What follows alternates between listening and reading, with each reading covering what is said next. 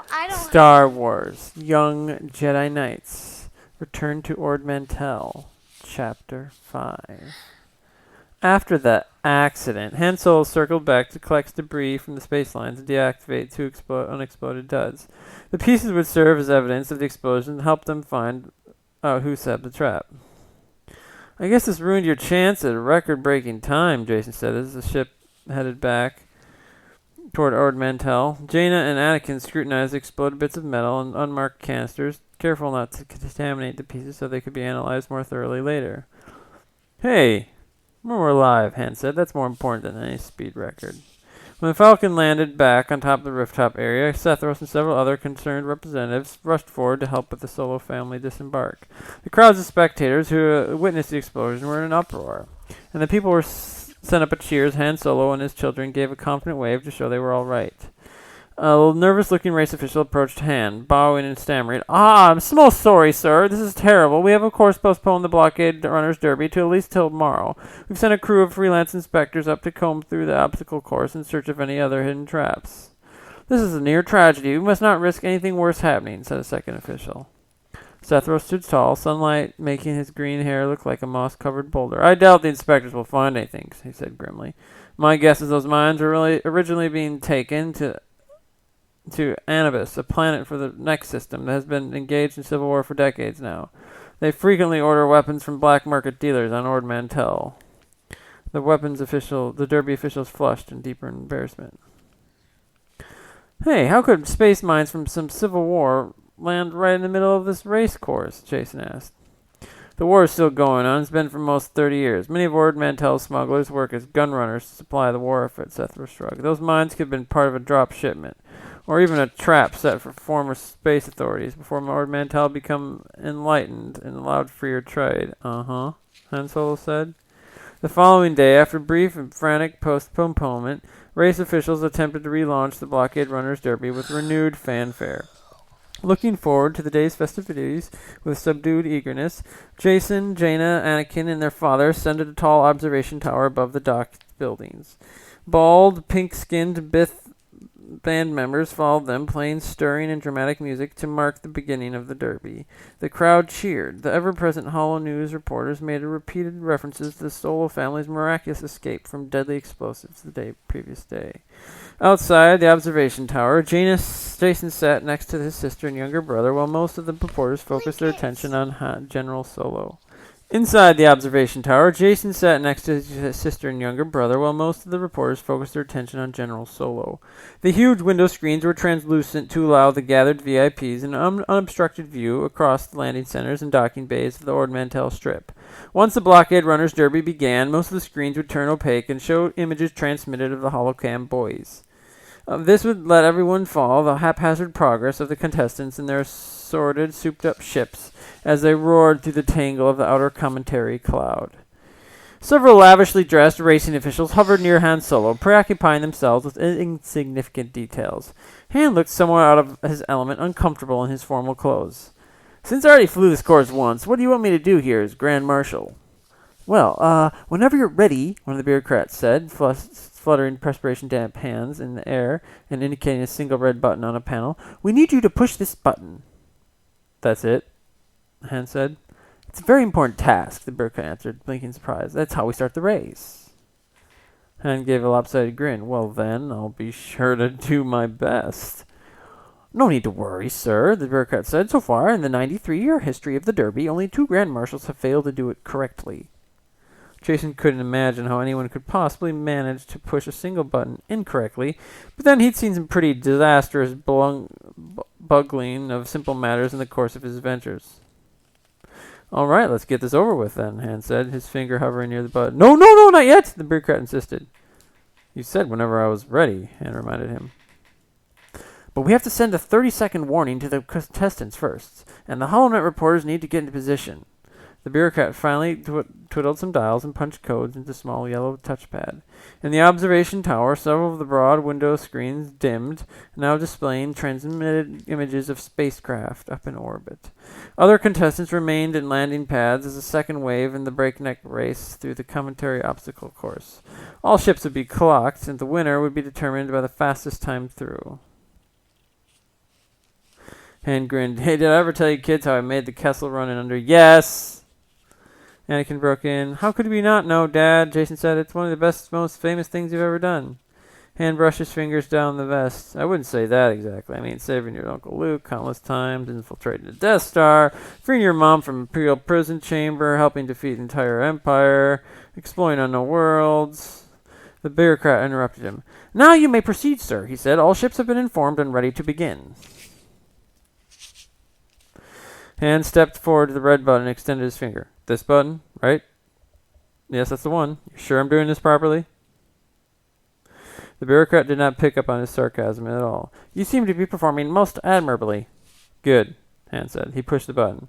The blockade runner's derby began. Ships rode off, pell-mell, choosing their own preferred routes in the cometary cloud, some swinging around the planet for a gravitational boost, others heading in a straight-line path, still others taking an incomprehensibly convoluted course. The holocron boys captured some of the contestants as they streaked by, an odd assortment of supercharged vessels, modified so the pilots could withstand excessive acceleration. Some ships, with heavily enforced shields, allowed them to rip through the course without worrying about ramming into a few comets along the way. Jaina stared at the view screens, her face filled with fascination. Look at that range of spacecraft, she said. Skimmers, freighters, courier vessels. Dad, I didn't even recognize some of those vehicle types. Anyone with a few spare parts and some ingenuity can create their own vehicle type, Han said. I've done it myself a few times. A new ship flashed across the screen so rapidly that, though Jason thought for a moment that he recognized the configuration, he decided he must be just his imagination. After all, he'd been daydreaming about Tenel Ka. It was only natural. Even though he was glad about being able to spend some time with his father, he also missed the young warrior girl. And Loie, too, of course. Since discovery of the space mine cluster on the course, several contestants had dropped out. Han had commented that they might have been too faint-hearted in the first place, and it was no great loss, that only the toughest, most seasoned pilots remained in this race. The ships jockeyed for position, jostling each other, and nearly causing a few collisions as they tried to find the best routes that didn't intersect each other. The vehicles scraped by far closer than their collision avoidance systems would have ever allowed, but most of these crack pilots had probably shut off their warning systems anyway. One view screen showed a graphical representation of the race. Blips with code numbers traveled through the obstacle course in the grid. Jason could watch the progress of the contestants by tracking the colored lights. Some blips moved forward, others fell behind. The holocron boys, while ingenious idea to cover the race, nevertheless provided only infrequent snapshots at discrete points, not enough images for anyone to follow the entire spectacle. A Celestin Vector-class space skimmer went slightly off course and careened into the comet field. The boy holocams caught the image as the skimmer struck an ice protrusion and went into a spin. Enhanced deflector shields protected the pilot from instant death, but the ship was not completely awry, and the Celestin pilot, disoriented, zoomed away in the wrong direction. A pair of Corellian single-occupant fighter craft swept along opposite sides of the comet and nearly collided with each other at the other end. They spun out. One ship crashed in the ice field, its pilot ejecting in a life pod at the last moment and sending out a distress beacon.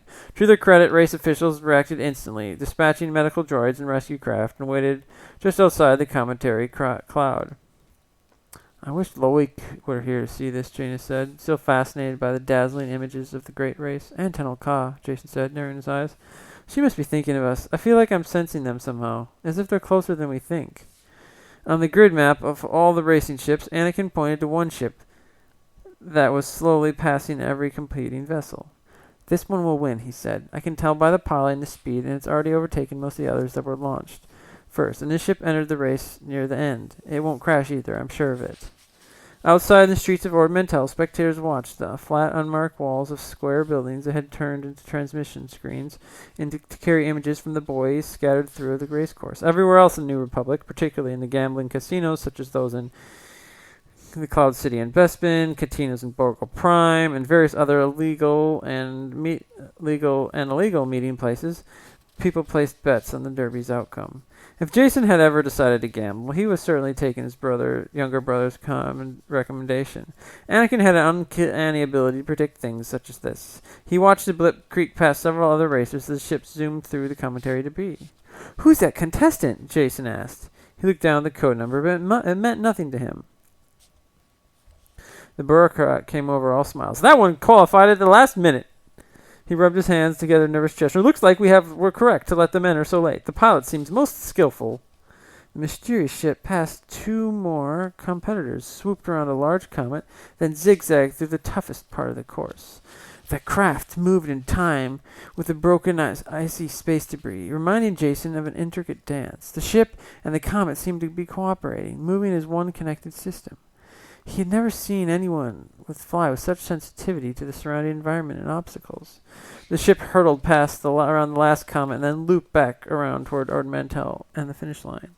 The time displayed on the screens was better than any other competitors had clocked. No one would be able to beat it.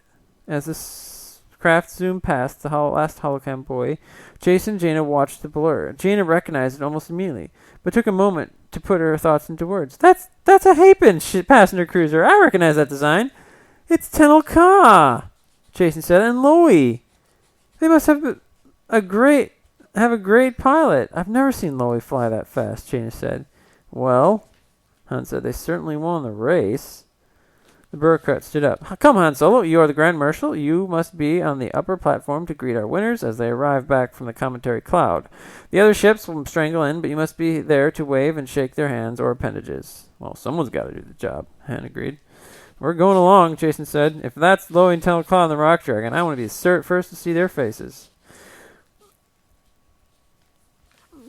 The bureaucrat glanced over at him and checked the race contestant records. I'm afraid that you may be mistaken.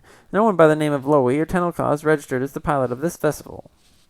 We'll have to see for ourselves, Jaina said. The turbolift took them to the top of the observation tower, and then a floating platform shuttled them across the crowded rooftops.